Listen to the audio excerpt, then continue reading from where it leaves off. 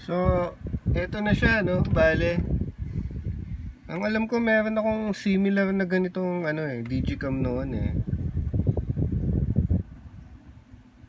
Kundi same model probably. DMC X35. Meron yata ako nito noon eh. Pero anyway, eto siya.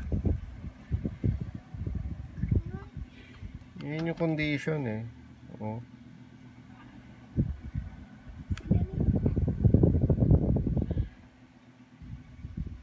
Diba? So, yan yung LCD niya.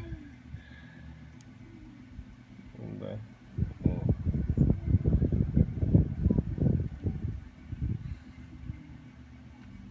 Hindi naman burnt. Hindi pa siya burnt. Ayan o.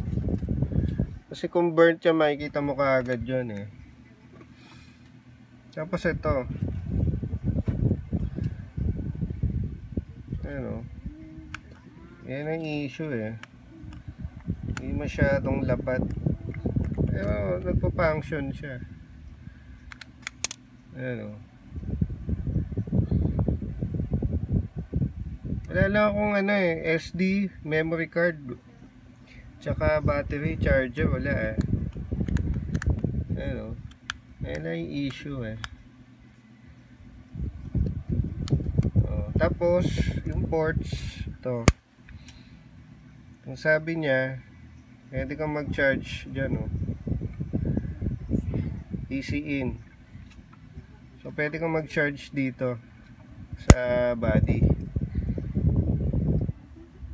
Kailangan mo nung cable tsaka yung mismong charger. What else? So, ganun lang eh. Ayun naman eh. Medyo okay pa yung yung mga buttons, okay pa siya.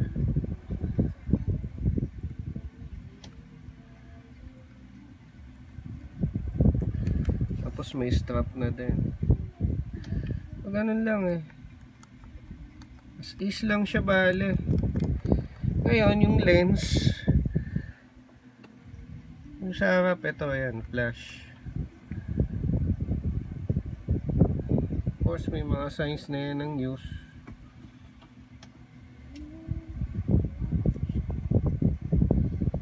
Diba? So yan. Lang eh. Wala naman siyang major na noticeable na Yung lens, hindi na natin na-check yung lens kasi nga hindi siya nag-on. So yun lang siya. Ayun, kita mo yun kung burnt yan eh.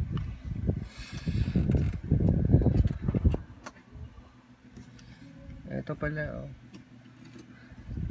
palang button dyan, play mode tsaka recording mode.